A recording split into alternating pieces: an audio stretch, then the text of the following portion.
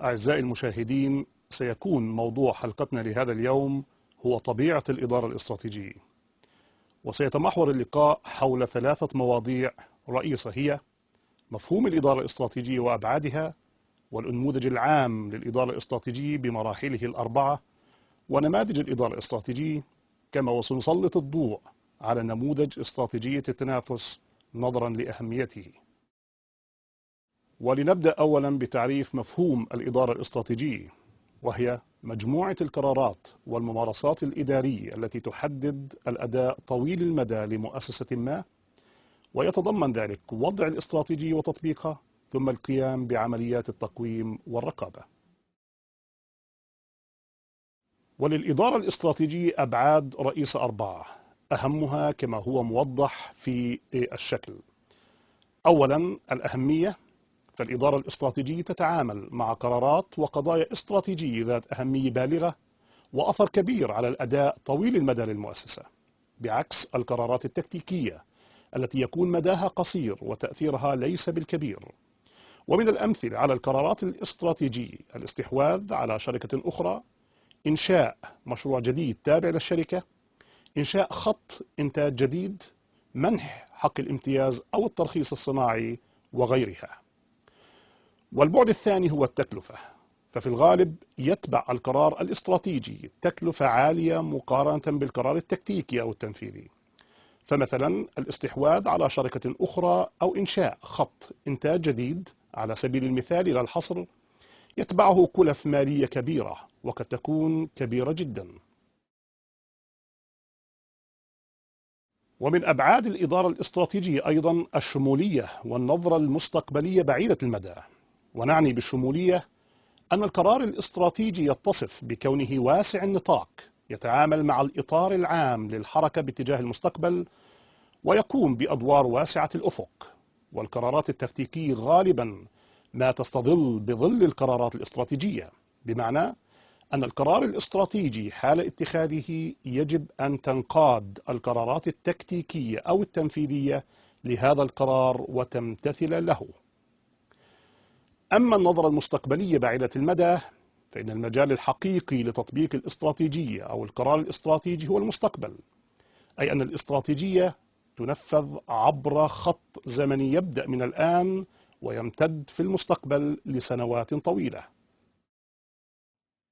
ننتقل الآن مشاهدينا للحديث حول أنموذج الإدارة الاستراتيجية، ويتضمن هذا الأنموذج مراحل 4، تبدأ بالتحليل الاستراتيجي، ثم التخطيط الاستراتيجي والتنفيذ، وتنتهي بإحكام الرقابة على عمليات التنفيذ.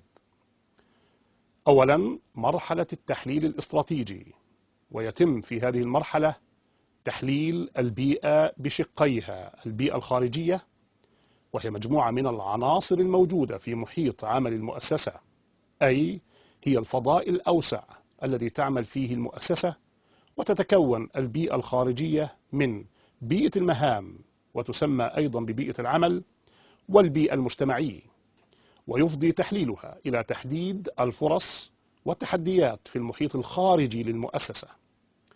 أما البيئة الداخلية فهي عناصر ذاتية يفضي تحليلها إلى تحديد عوامل القوة والضعف للمؤسسة. تلي مرحلة التحليل الاستراتيجي مرحلة التخطيط الاستراتيجي، ويتم في هذه المرحلة وضع رسالة المؤسسة وأهداف استراتيجية تتعامل بفاعلية مع الفرص والتهديدات في البيئة الخارجية في ظل عوامل القوة والضعف في البيئة الداخلية، كما تتضمن وضع الاستراتيجية الملائمة والسياسات الأمثل.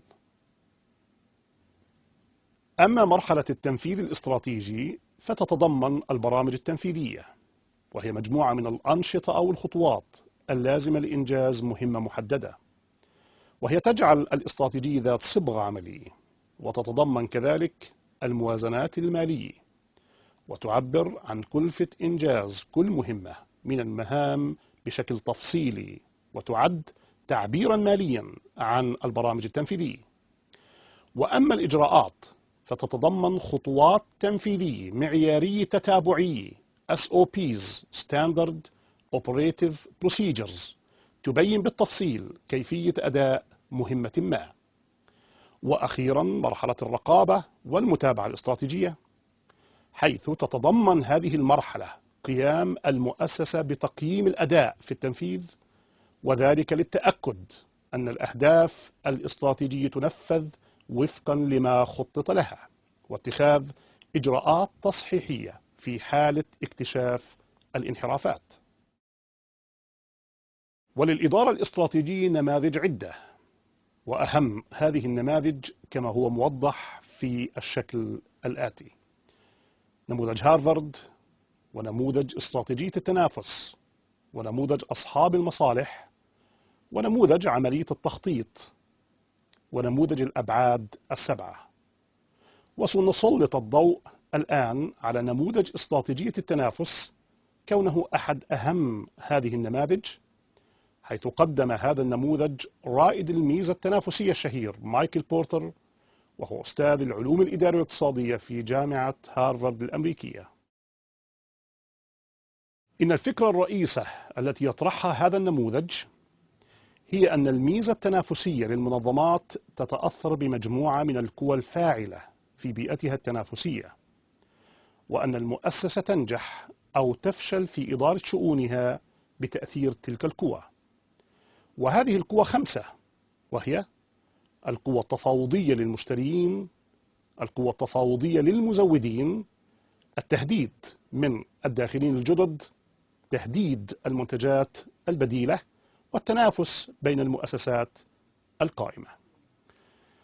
القوة التفاوضية للمشترين إنما يحدد القوة النسبية للمستهلك لأية سلعة أو خدمة هو حجم ما يشتريه ذلك المستهلك من تلك السلعة أو الخدمة. فالمشتري الذي يشتري بكميات كبيرة تنتقل القوة التفاوضية لصالحه.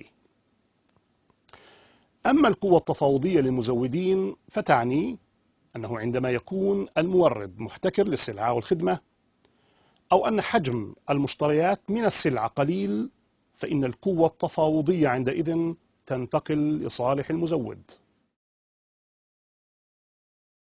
التهديد من الداخلين الجدد. الداخلين الجدد إلى السوق قطعا يؤثرون على الميزة التنافسية للمؤسسات القائمة، ويمكن للشركات القائمة إعاقة دخول منافسين جدد إلى السوق من خلال اتباع الإجراءات الآتية أو بعضا منها: الاستفادة من ميزة الإنتاج الواسع وتحقيق وفرات الحجم الكبير، تنوع المنتجات وعدم الاقتصار على منتج واحد، رفع سقف المتطلبات الرأسمالية للداخل الجديد، امتلاك الشركات القائمة لمنافذ التوزيع. وأما تهديد المنتجات البديلة، بلا شك أن المنتجات البديلة تؤثر في الميزة التنافسية للمنتجات. فمثلا تعد الحمضيات مصدر للفيتامين سي، وهي بديل لأقراص فيتامين سي الذي توفره شركات الأدوية. وأخيرا التنافس بين المؤسسات القائمة قطعا يؤثر على الميزة التنافسية للشركات المتنافسة، ويتم ذلك من خلال حرب الأسعار أو تقديم تشكيلات سلعية أوسع أو خدمات أفضل أو غيرها.